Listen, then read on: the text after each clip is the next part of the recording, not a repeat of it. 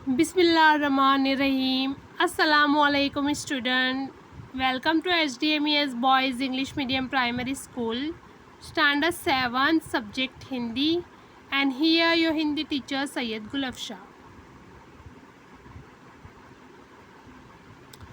सो boys, हमने हमारे last chapter में कौन सा वाला चैप्टर था वो आप लोग सबको पता है या भूल गए। हमारा सेकंड चैप्टर जो था तब याद तुम्हारी आती है, उसके क्वेश्चन आंसर हम लोगों ने फिनिश कर लिए हैं। ठीक है, अब ये हमारा थर्ड चैप्टर है जिसका नाम है कुत्ते की वफ़ादारी और जिसको लिखा है लल्लू भाई रब्बारी ने। ठीक है, अब इसमें है क्या वो हम अच्छे से थोड़ा सा पढ़ लेते हैं कि इसके बारे में क्या बताया है। ओके, चलो। प्रस्तुत कहानी में लेखक ने अपने स्वामी के प्रति जानवर की वफ़ादारी को उजागर किया है। वफ़ादारी का मतलब क्या होता है? यानी वफ़ा यानी जो वचन दिया हो उसको निभाना, वफ़ा करना। हम लोगों ने ये वर्ड सुना है। वफ़ा यानी नमक हलाली करना, यानी स्वामी भक्ति करना। ठीक है, कभी कभी जल्दबाजी में काम करने से पछताने की नौबत आ जाती है। लेखक ने यह बात कुत्ते और बंजारे की इस कहानी के माध्यम से बताई है। जैसे कि हम लोगों को भी हमारे में डायलॉग है, कौन सा वाला डायलॉग है कि जल्दी का काम शैतान का, यानी जो जल्दी में काम करते हैं वो शैतान के काम होते हैं। जल्दबाजी में काम नहीं करना चाहिए, हमेशा उल्टा ही होता है, कुछ ना कुछ गलत ही होता है हमारे साथ। तो हमें इस तरीके से काम नहीं करना चाहिए। हमें हर काम को अच्छे से समझ के, भले हम लोगों को थोड़ी ज़्यादा लेट हो जाएगा, किसी को जवाब देना पड़ेगा, कोई हम पे गुस्सा हो जाएगा, बट एटलीस्ट वो काम तो सही से होगा। तो हमें कभी भी जल्दबाजी में काम नहीं करना चाहिए। जैसे कि हज़रत अली ने कहा है कि गुस्से में कोई भी फैसला मत करो और खुश हो तो कोई भी वादा मत करो। उसी तरीके से जल्दबाजी में भी कोई काम नहीं करना चाहिए। उत्तर गुजरात के पाटन ज़िले में राधरपुर नाम का एक छोटा सा नगर है, यानी शहर है। नगर यानी शहर। वहाँ एक तालाब है, यानी तालाब यानी आप लोगों को समझ में आता है जिसको तालाब बोलते, छोटा सा वो पॉन्ड, जिसके तट पर एक कुत्ते की समाधि है। समाधि का मतलब क्या होता है? कोई मर जाता है तो हम लोग उसके जो कब्र बना देते हैं, तो उसको क्या बोलते हैं? समाधि, यानी स्मारक बना देना। वहाँ पे अच्छे से उसको कवर करके इसका स्मारक बना दिया है, समाधि। और वह भी कुत्ते की। आज तक हम लोगों ने इंसानों की समाधि देखी है, जैसे कि हम लोग जो शहीद हो जाता है तो उसकी समाधि बना देते हैं, जहाँ का वो शहीद जिस सिटी का रहवासी होता है वहाँ पे। तो उसी तरह के कुत्ते की समाधि, ये तो कितना मतलब हम लोगों के लिए चौंकाने वाली बात है। पर वो क्यों बनाई गई वो अब हम इस चैप्टर में देखेंगे। यह जानकर आश्चर्य होगा ही, इसके पीछे एक सुंदर और हृदय को हिला देने वाली कथा है। कथा यानी कहानी है। तो अब हम पढ़ेंगे कि ऐसा क्या हुआ कि वो कुत्ते की ये लोगों ने समाधि बना दी। चलो तो हम स्टार्ट करते हैं।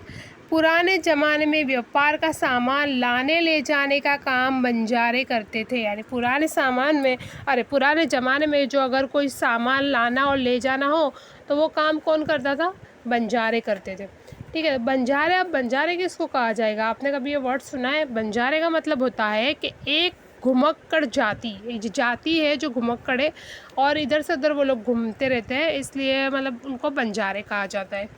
एक बंजारा था, वह अपने ऊँटों पर गाँव का माल सामान लादकर शहरों में ले जाता था और वहाँ से मिस्री का मतलब क्या था? आपने देखी होगी खड़ी शक्कर जो होती है, जो मतलब पूरा फिटकड़ी जिसको बोलते हैं उसी टाइप में बनी हुई होती है शक्कर, जिसको चीनी शक्कर बोलते हैं, पर वो खड़ी होती है, यानी उसका बड़ा बड़ा मतलब पूरा टुकड़ा होता है। गुड़ मसाले आदि भरकर गाँवों तक ले आता था। लाखों का व्यापार था उसका, यानी उसका व्यापार जो था वो लाखों का था, लाखों में कमाता था वो उसके व्यापार में, इसलिए लोग उसे लाखा बंजारा कहते थे। तो उसका नाम क्या बन गया था? क्या पड़ गया था? लाखा बंजारा। लाखा के पास एक सुंदर कुत्ता था। कुत्ता बड़ा वफादार था, यानी स्वामी भक्त था, एकदम नमक हलाली, यानी उसके लिए बहुत कुछ करता था वो। रात को वो बंजारे के पड़ाव की रखवाली करता था। पड़ाव की रखवाली, पड़ाव का मतलब क्या था? जैसे कि हमने देखा कि बंजारा जो है वो एक घुमक्कड़ जाती है, तो वो लोग घूमते रहते थे। रात कहीं पर भी जाए और रात हो जाए तो वहाँ पे पड़ाव डाल देना, यानी यात्रा में कुछ समय के लिए कहीं ठहर जाना, उसको बोलते पड़ाव। तो वो लोग क्या करते थे, पड़ाव डालकर कहीं पे भी रहने लगते थे। तो वो पड़ाव की रखवाली करता था कौन? कुत्ता। अगर चोर लुटेरे पड़ाव की तरफ आते दिखाई देते थे तो कुत्ता भौंक भौंक कर उन्हें भगा देता था। बंजारा अपने कुत्ते की वफादारी से बहुत ज़्यादा खुश था।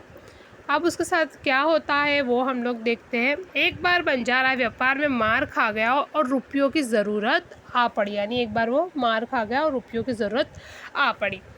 वह राधनपुर के एक सेठ के पास पहुंचा, उसने अपनी बात बताई। तो वो राधनपुर के एक सेठ के पास जाता है और उसने पूरी बात बताई कि मेरे को ऐसी प्रॉब्लम हो गई है, मुझे मेरे व्यापार में बहुत ज़्यादा लॉस गया है। तो ये सारी बातें उसको बताई, सेठ को बताई। सेठ ने कहा, रुपये तो मैं दे दूँगा, अगर उसके बदले में तुम क्या गिरवे रखोगे। यानी हम किसी के पास कुछ मांगने जाते तो ऑफकोर्स वो लोग हमारे पास ज़मीन मांगते कोई चीज़ की, हमें कोई ऐसी चीज़ गिरवे रखनी पड़ती कि जितने रुपए हम मांग रहे हैं उतने की वो चीज़ होनी चाहिए।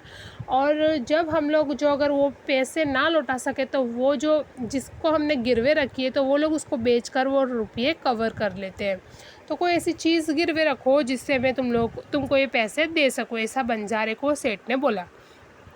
लाखा बोला, सेठ जी मेरे पास फूटी कौड़ी भी नहीं है, यानी मेरे पास कुछ भी नहीं है अभी देने के लिए, गिरवे यानी जामीन रखने के लिए कुछ भी नहीं है। मैंने व्यापार में सब कुछ खो दिया है, मेरी ज़बान पर विश्वास रखें। मेरी ज़बान पर विश्वास रखें यानी ज़बान यानी मेरे वचन पे विश्वास रखें और मुझे रुपये दे दीजिए। मैं आपकी पूरी रकम सूद समेत, हम लोग ऐसा डायलॉग बोलते हैं, सूद समेत वापस लौटा दूंगा, सूद समेत तेरे से बदले का मैं बदला लूँगा। ये हम लोगों को लाइक इस तरीके से हम लोग डायलॉग्स बोलते हैं। तो सूद का मतलब क्या होता है? सूद का मतलब होता है ब्याज, यानी तूने मेरे को इतने दिए मैं तेरे को सूद समेत लौटा दूंगा। हम लोग ये डायलॉग ज़्यादातर यूज़ करते हैं। सूद का मतलब क्या होता है? ब्याज। ठीक है, सूद समेत 1 साल में ही चुका दूंगा, यानी ब्याज के साथ मैं आपको 1 साल में ही ये पैसा दे दूंगा, मुझे आप किसी भी तरीके से दे दो। तो फिर सेठ ने क्या बोला? सेठ बोले, कोई बात नहीं, तुम्हारे पास ये कुत्ता है तो तुम इसे ही जमानत के रूप में दे दो। जब तुम सारे रुपए लौटा दोगे तब मैं भी कुत्ता तुम्हें वापस दे दूंगा। तो अब वो उसने सेठ ने तो क्या मांग लिया? उसका प्यारा सा कुत्ता जो था वही मांग लिया। बंजारे को दुख तो बहुत हुआ अपने कुत्ते को देने में, मगर कोई चारा नहीं था। रुपये लेकर वह चला गया। कुछ दिन बीते, एक बार सेठ के यहाँ चोरी हुई। कुत्ते ने चोरों का पीछा किया। दूर जंगल में जाकर चोरों ने सारा माल सामान जमीन में गाड़ दिया और वहाँ से 9 2 11 हो गए। कुत्ता वहाँ भौंक भौंक कर सेठ को बताने लगा। क्या बताने लगा? कि चोरी हुई है, उठ जाओ अब, ये बताने लगा। तो ये जो 9 2 11 हो जाना, उसका मीनिंग क्या होता है? 9 2 11 हो जाना यानी भाग जाना, यानी पुलिस के आने से पहले ही अपराधी 9 2 11 हो गए यानी भाग गए। ठीक है, फिर आगे क्या होता है? अब लुटेरे आपकी दुकान को तोड़कर माल उठा ले गए हैं, यानी लुटेरे जो थे माल उठा ले गए। सेठ तो हक्का बक्का ही रह गया। ऑफकोर्स किसी का भी चोरी होगी, भले हम लोग कितने भी अमीर हो, फिर भी छोटी सी चीज़ भी चोरी हो जाती है तो हमको दुख होता है कि काश हम लोगों ने तकेदारी रखी होती और हम लोगों का ये चोरी ना होता। तो हक्का बक्का यानी चकित होना, यानी लड़के की स्मरण शक्ति देखकर शिक्षक हक्के बक्के रह गए। स्मरण शक्ति यानी कुछ लोग होते हैं, कुछ स्टूडेंट इतना ज़्यादा याद रख लेते हो थोड़ी देर में, तो उसी तरीके से हक्का बक्का यानी चकित रह जाना। उसको हम लोग डायलॉग में जो अगर कन्वर्ट करें तो डायलॉग ऐसे बना सकते हैं कि लड़के की स्मरण शक्ति देखकर शिक्षक हक्के बक्के रह गए। ठीक है, अब नेक्स्ट क्या होता है? कुत्ता सेठ की धोती पकड़कर आगे खींचने लगा, यानी अब कुत्ता क्या करता है? वो उसको जगा तो दिया सेठ को, पर वो पकड़ के ले जाता है। कहाँ पे ले जाएगा कुत्ता? ऑफकोर्स जहाँ चोरों ने सारा माल सामान डांटा है वहाँ पे। सेठ कुत्ते के पीछे पीछे चलने लगा।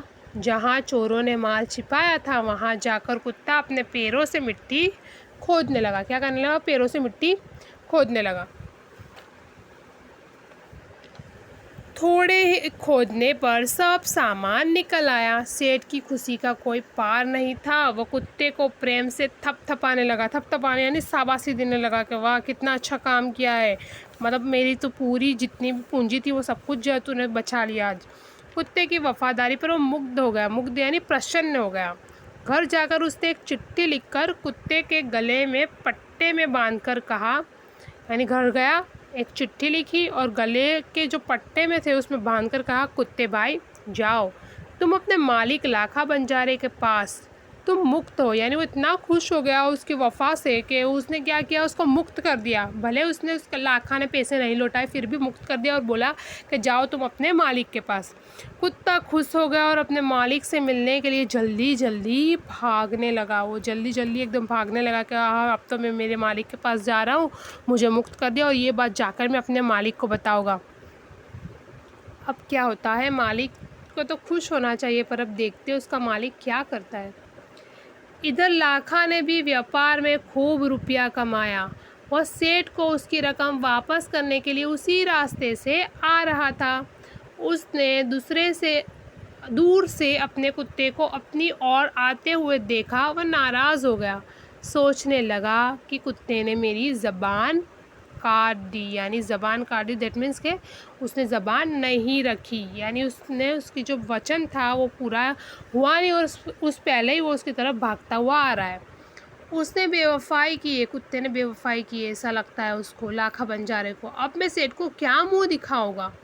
उसने आओ देखा ना ताओ देखा, आओ देखा ना ताओ देखा दैट मीन्स के बिना सोचे समझे काम किया। बस कुत्ते के माथे पर लाठी का प्रहार कर दिया। देखो कैसे मार रहा है वो। कुत्ता बेहोश होकर गिर पड़ा। लाखा ने देखा कि कुत्ते के गले में एक चिट्ठी बांधी है। उसने इसे खोल कर पढ़ा, लाखा तुम्हारे कुत्ते ने मुझे सूद समय रुपये लौटा दिए हैं, अतः कुत्ते को मैं मुक्त करता हूँ। उसने मेरे घर चोरी किए गए माल सामान को वापस दिलवा दिया है। खुश होकर मैंने स्वयं इसे मुक्त किया है, यानी खुश होकर मैंने खुद ही उसको मुक्त कर दिया है। लाखा तो चकित हो गया, यानी लाखा एकदम चौंक गया कि ये क्या हो गया। चिल्लाने लगा, हाय ये मैंने क्या कर दिया, हाय ये मैंने क्या कर दिया। इस तरीके से वो ज़ोर ज़ोर से चिल्लाने लगा।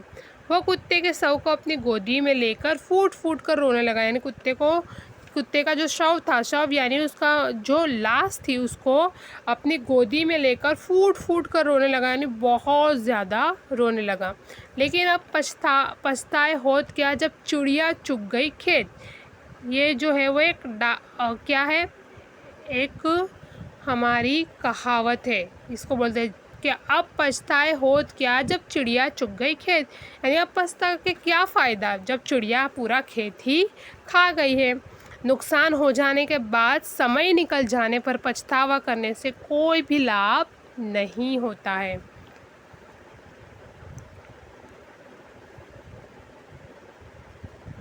उसने उस वफादार कुत्ते की समाधि बनवाई जो आज भी पाटन जिले के राधलपुर तालाब के किनारे पर खड़ी है और उस कुत्ते की वफादारी की कथा संसार को सुना रही है। यानी आज भी वहाँ पे ये समाधि बनाई हुई है। ठीक है, अब यहाँ पे शब्दार्थ दिए, हम उसको क्विकली पढ़ लेते हैं। समाधि यानी स्मारक, वफादार यानी स्वामी भक्त, बंजारा यानी एक विचरती जाति यानी घूमती हुई घुमक्कड़ जाति, पड़ाव यानी यात्रा में कुछ समय का ठहराव, लादना किसी के ऊपर बहुत सी वस्तुएं रखना, लादना यानी बहुत सी वस्तु रखना, लुटेरा यानी लूटने वाला, डाकू, मिश्री यानी चीनी, शक्कर, लौटना वापस आना, मुग्ध यानी आसक्त मोहित होना, सूद यानी ब्याज, शव यानी मृतदेह यानी लाश, गोद यानी आंचल। ठीक है, तो यहाँ पे हमारा ये जो है चैप्टर उसका एक्सप्लेनेशन फिनिश होता है। शब्दार्थ भी हमने देख लिए और इसकी कहानी का मीनिंग क्या था कि हमें कोई भी काम जल्दबाजी में नहीं करना चाहिए, बिना सोचे समझे। सो आई होप कि आप लोग इस कहानी का जो भावार्थ है उसको समझोगे और अपनी लाइफ में भी कभी इस तरीके से जल्दबाजी में काम नहीं करोगे। हमें हर काम को सोच समझ के करना है अपनी लाइफ में। हर छोटा सा बड़ा कोई भी काम हो, हर काम के लिए पहले हमें सोचना है, उसके बाद ही रिएक्ट करना है। बिना सोचे समझे बगैर किया हुआ काम हमेशा पछतावा ही होता है। ठीक है, थैंक यू फॉर वॉचिंग। अल्लाह हाफिज़।